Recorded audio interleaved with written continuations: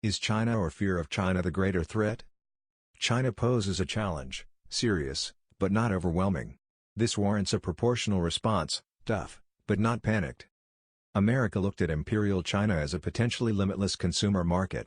Washington sympathized with the Republic under the Nationalists against Imperial Japan. Post-World War II China under Mao Zedong turned into a serious threat, eventually second only to that of the Soviet Union. However, mutual fear of the USSR fostered rapprochement between the United States and the People's Republic of China. After Mao's death, the PRC adopted significant economic reforms, sparking rapid growth. Personal autonomy greatly increased. Political freedom lagged, but many Americans hoped rising income and expanding private enterprise would foster political liberalization. Instead, after the crackdown in Tiananmen Square, China adopted an unstable system of loose authoritarianism. Although challenging Chinese Communist Party control would result in prison, more general discussions of political and policy topics were tolerated, at least in academia. Foreign contacts expanded significantly. A semi-independent press developed, which could challenge local government malfeasance. Protests against abusive local officials were common. The CCP's reputation crashed as corruption burgeoned. Now, President Xi Jinping is pushing the PRC rapidly in the opposite direction. Concerned about the party's declining authority, he has imposed an increasingly totalitarian system, one which Mao likely would admire, especially its technological innovations. Among its fearsome features, forcing 1 million or more Muslim Uyghurs into re-education camps, crushing the slightest public hint of dissent, and imposing a social credit system designed to regulate all personal behavior. At the same time, the economic relationship with America is foundering. While it should surprise no one that authoritarian Beijing subsidizes and manages its industries, the PRC also has engaged in commercial espionage, tolerated the widespread theft of intellectual property and discriminated against U.S. firms. Companies which missed the promised bounty from Chinese investment now applaud the Trump administration's trade war or abandon the Chinese market altogether. The PRC also has grown more aggressive internationally. Although Beijing does not threaten fundamental American security, no one imagines a Chinese assault on the U.S. homeland. It is mounting a significantly greater challenge to American influence in East Asia. China is creating a military capable of challenging Washington's traditional dominance of East Asia up to the PRC's borders. Beijing has taken an increasingly assertive position toward its neighbors over territorial disputes, more ruthlessly sought to increase its power over Taiwan and Hong Kong, and launched the Belt and Road Initiative to gain economic clout and create potential military bases around the world. The PRC also has moved closer to Russia to counter Washington. The result is a growing perception of the China threat. The Cold War yielded a political consensus that the Soviet Union posed a serious danger that had to be contained.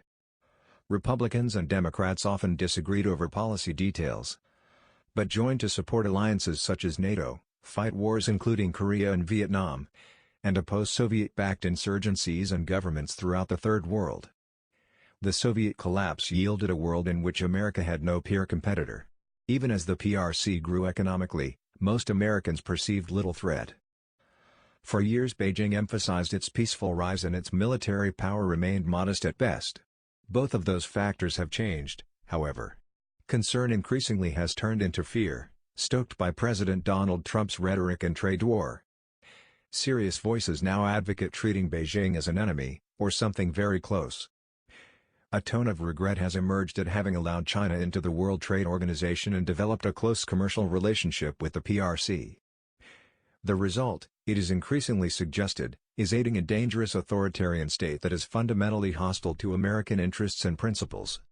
Some policymakers therefore seem determined to make up for lost time by challenging China. The president's trade war has moved beyond a simple economic dispute. The president ordered by tweet, whether he was serious is tough to assess, all American companies to leave the PRC. Some legislators advocate sanctions for a range of perceived offenses, from security clashes to human rights violations.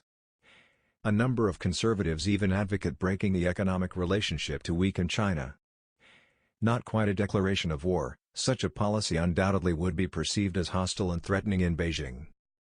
The result would be a rapidly deteriorating relationship, far more contentious in political and military matters. Treating the PRC as an enemy would do much to turn it into an enemy. This strategy could be justified only as a last resort, with no realistic chance for a peaceful, cooperative relationship. Yet despite governmental tensions, the two countries remain close. Hundreds of thousands of Chinese students are studying in America. Millions of tourists go in both directions. Academic exchanges, though complicated by visa requirements and other restrictions on both sides, continue. Extensive commerce, though battered by trade restrictions, persists. Despite the president's edict via tweet, most U.S. firms have not run for the exit. Members of the two nations' militaries meet. Chinese communism is practical, cynical, even fraudulent. With capitalists joining the party, wealth accumulating, foreign firms driving growth, and government officials focusing on power preservation, the CCP looks far closer to fascism than communism. The US PRC trade spat is more mercantilism than ideology. This is very different from the Cold War.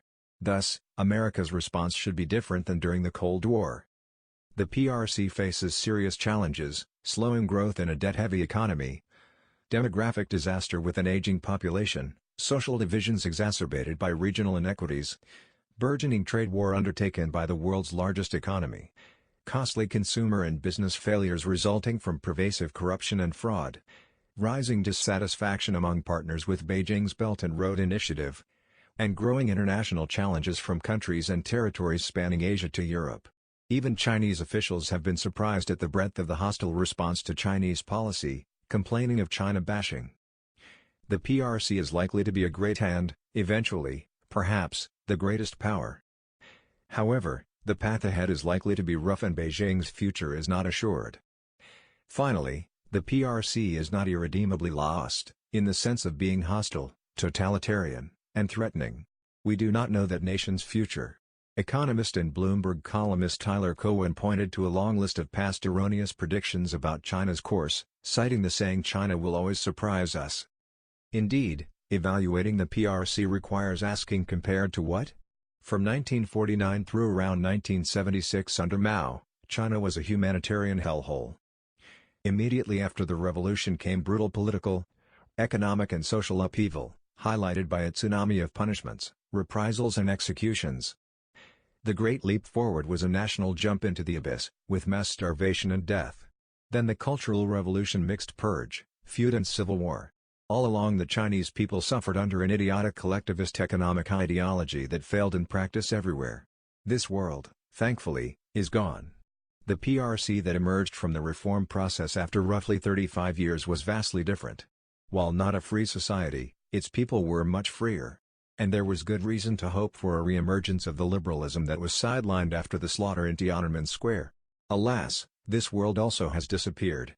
And almost entirely at the hands of one man, Xi Jinping. He has been extraordinarily effective in extending his authority. However, his ascent up the mountaintop has left him at the precipice. His enemies are legion. Anyone purged or punished, or associated with his predecessors, would like to take revenge. By dismantling presidential term limits, Xi has inflamed fears he will become another Mao. Evident is high-level discontent with his approach to the trade war and contentious territorial policies in the Asia-Pacific. There also is a popular opposition, obviously difficult to measure, to increased censorship, religious persecution, NGO closures, abuses of power and other human rights violations. Finally, if Xi could turn the system one way, his successors could go in another. That he feels it necessary to push repression so far demonstrates the limits on support for his hardline position. There is nothing certain or predetermined about the PRC's future course. It is worth remembering that on January 1, 1989, few of even the most experienced European analysts imagined that, by December 31, the entire Soviet Empire in Europe would have collapsed. It was a time of shock and awe at the unexpected end of what Ronald Reagan accurately called an evil empire. In another couple of years the Soviet Union would be gone. The USSR and its satellites had obvious weaknesses, but the authoritarian systems had deployed more than enough weapons of repression and tyranny to survive for decades. Those standing for freedom appeared to face overwhelming odds. Serious popular challenges were crushed by overwhelming force: Poland in 1953, Hungary in 1956, Czechoslovakia in 1968, Poland in 1981. Mikhail Gorbachev's rise gave hope of reform to the West, but no one expected his nation's dissolution. We should not presume the future. Moreover, The PRC already is being forced to adapt.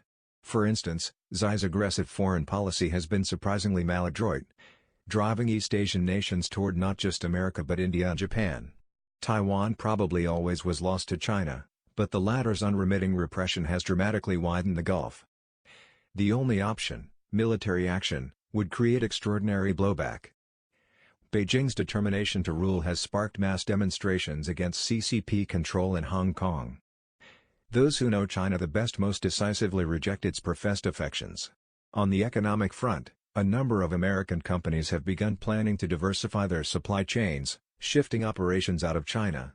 Even Apple reportedly is considering moving between 15% and 30% of production to Southeast Asia, which has become a lower-cost alternative to China. Few firms seem inclined to follow the president's directive to divest, but future growth will be more constrained, especially with rising salaries in China, which also have sent companies in search of more competitive labor supplies. A U.S.-China Business Council survey found that reasons for such shifts in addition to rising costs include trade tensions, anti-American political climate, limits on market access, domestic competition and better alternatives elsewhere. Beijing poses a serious challenge to American values and interests. However, it is not an enemy. It is not unbeatable. And its future is not certain. Isolation and confrontation would be a foolish response, ensuring the PRC's hostility, and that of the Chinese people. The foundation of U.S. policy should remain engagement, though with more nuanced expectations. Washington must not forget that the competition between the PRC and the United States is primarily political, not military. In that fight, America should use all the advantages which flow to a free society. Washington should choose policies likely to exacerbate China's internal contradictions and encourage pressure for a liberal change. For instance, policymakers should encourage forces that naturally constrain Chinese behavior and change Chinese objectives. Breaching the Great Firewall should be a priority. Accepting more Chinese students into American universities. Welcoming academic exchanges. Beckoning tourists. Pushing economic reform in China, and at home. On the political/security side, the United States should step back to force allied states to cooperate and create the same kind of deterrence against Chinese aggression as Beijing is attempting to establish against American intervention. U.S. officials should work with Asian and European allies and friends to develop policies designed to constrain, rather than contain, China. That effort should include making compromises necessary to settle disputes with Russia and draw it westward. While no one should underestimate the challenge posed by Beijing, it also would be a mistake to overstate it. America should adjust its perspective toward China once again.